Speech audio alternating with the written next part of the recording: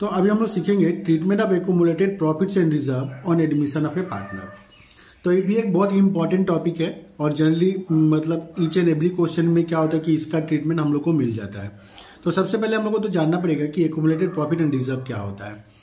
तो जनरली जो भी पार्टनरशिप फॉर्म होती है वो क्या होता है कि जो भी प्रॉफिट अर्न करती है ड्यूरिंग द ईयर, उस टोटल प्रॉफिट को वो लोग क्या होता है कि डिस्ट्रीब्यूट नहीं करता है वो लोग क्या होता है कि प्रॉफिट का कुछ एक पार्ट वो लोग रिजर्व में ट्रांसफर कर देता है फॉर कंटिजेंसी कि या अगर उसको मैं इन शॉर्ट बोलूँ तो इमरजेंसी के लिए कि अगर इमरजेंसी में अगर पैसा का अगर हम लोग को फ्यूचर में जरूरत पड़ेगा तो हम लोग यहाँ से उसको हम लोग मैनेज कर पाएंगे।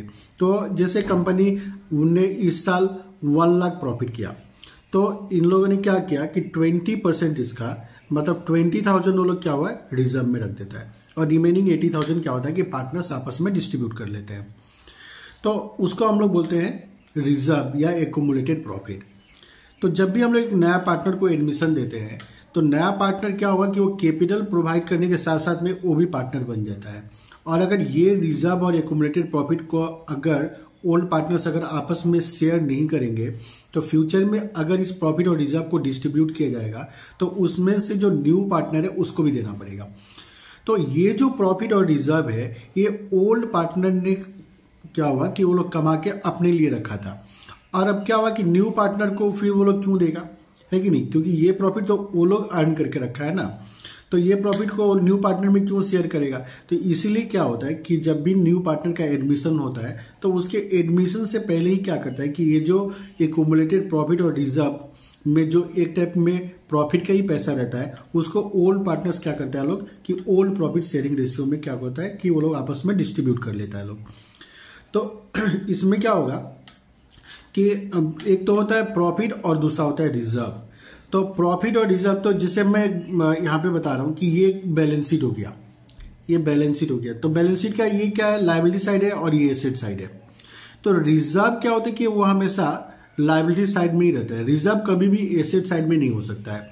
तो रिजर्व ऑलवेज क्या होगा कि लायबिलिटी साइड में ही होगा, क्योंकि यहाँ पे हमेशा प्रॉफिट का पैसा ही रहता है। क्योंकि अगर प्रॉफिट होगा तो रिजर्व में ट्रांसफर करेंगे, अदरवाइज ट्रांसफर नहीं करेंगे। तो इसलिए क्या होता है कि रिजर्व में हमेशा प्रॉफिट का ही पैसा रहता है। किंतु प्रॉफिट एंड लॉस ये लायबिलिटी साइड में भी हो सकता है और profit and loss asset side में भी हो सकता है। तो इसका मतलब क्या हुआ कि प्रॉफिट एंड लॉस अगर लायबिलिटी साइड में है तो ये क्या रिप्रेजेंट करता है, ये रिप्रेजेंट करता है प्रॉफिट। और अगर प्रॉफिट एंड लॉस का बैलेंस अगर एसेट साइड में रहेगा तो ये रिप्रेजेंट करता है लॉस। तो रिजर्व तो हमेशा क्या होगा कि लायबिलिटी साइड में ही रहेगा और प्रॉफिट एंड लॉस भी अगर ऐसे लायबिलिटी साइड में है तो इसका मतलब क्या है कि वहां पे भी प्रॉफिट है।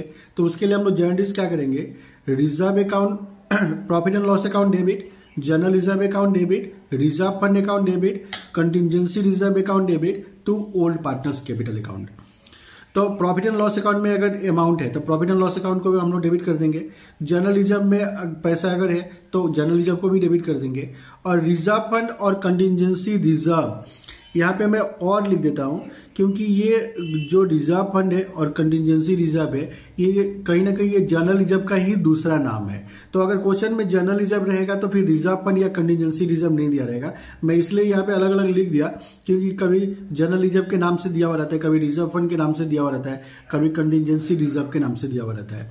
तो जो भी नाम से दिया हो प्रॉफिट एंड लॉस अकाउंट को डेबिट करेंगे अगर वहां पे अगर प्रॉफिट में पैसा है तो, जनरल रिजर्व को डेबिट करेंगे अगर वहां पे पैसा हो तो, और रिजर्व फंड और कंटिजेंसी रिजर्व के नाम से दिया हो तो फिर इसको भी डेबिट करेंगे हम लोग, और to old partners capital account. और ओल्ड पार्टनर्स में उसको हम लोग ओल्ड प्रॉफिट शेयरिंग रेशियो में क्या करते हैं हम लोग डिस्ट्रीब्यूट कर देते हैं। उसके बाद में अगर प्रॉफिट एंड लॉस अकाउंट अगर एसेट साइड में दिया है तो इसका मतलब क्या है, लॉस है। तो लॉस के लिए क्या होगा कि एंट्री रिवर्स हो जाएगा। जैसे क्या होगा इसका journal entry old partners capital account debit to profit and loss account. तो प्रॉफिट होने से क्या होगा, profit and loss account debit to old partners capital account, और अगर लॉस होगा तो क्या होगा old partners capital account debit to profit and loss account. और यहाँ पे बात नोट करने वाला है कि एक्यूमुलेटेड प्रॉफिट और रिजर्व जो भी होगा वो ओल्ड पार्टनर्स में और ओल्ड प्रॉफिट शेयरिंग रेशियो में ही डिस्ट्रीब्यूट होगा in case of admission of A partner. तो ये बात ध्यान रखना है कि हम लोग को ओल्ड पार्टनर में ओल्ड प्रॉफिट शेयरिंग रेशियो में ही डिस्ट्रीब्यूट करना है। तो मैंने एक एग्जाम्पल ले लिया है, तो एग्जाम्पल के थ्रू मैं आप लोग को समझा रहा हूं कि A and B are partners in a firm sharing profit and losses in the ratio 3:2। तो ए और बी दो पार्टनर है, इन लोगों का प्रॉफिट शेयरिंग रेशियो 3:2 है। At the time of admission of C, balance of reserve fund stood 1 lakh and profit and loss account debit मतलब ये profit and loss asset side में है, इसलिए यहां पे क्या हुआ, डेबिट लिखा हुआ है। क्योंकि एसेट साइड में जितना भी बैलेंस रहता है वो सब क्या होता है, डेबिट बैलेंस होता है, और लायबिलिटी साइड में जितना भी रहता है बैलेंस वो सब क्रेडिट बैलेंस होता है।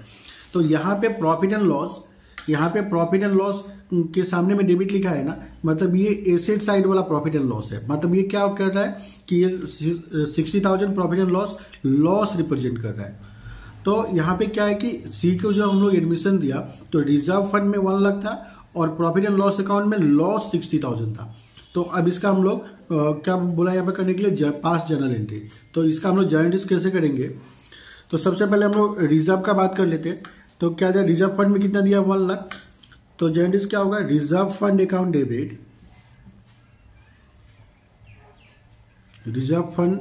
Debit to A's capital account to B's capital account और रिजर्व फंड में कितना है, 1 लाख। और इसमें प्रॉफिट शेयरिंग रेशियो कितना दिया, 3:2 दिया है। तो 3:2 का रेशियो में हम लोग 1 लाख को दोनों पार्टनर में डिवाइड कर देंगे हम लोग। तो कितना होगा, ए को मिलेगा 60,000 और बी को मिलेगा 40,000। अब ये सेकेंड जो प्रॉफिट एंड लॉस अकाउंट में दिया हुआ डेबिट बैलेंस 60,000, तो ये तो लॉस है। तो इसका एंट्री क्या मैंने बताया था आप लोग को, old partners capital account debit to profit and loss account. तो ओल्ड पार्टनर्स मतलब A's capital account debit, B's capital account debit to profit and loss account तो कितना दिया है profit and loss account, profit and loss को हम लोग 60,000 से यहाँ पे क्योंकि डेबिट होकर रखा है तो हम लोग ने यहाँ पे क्रेडिट कर दिया और इसको हम लोग 3:2 का रेशियो में हम लोग डिवाइड कर देंगे।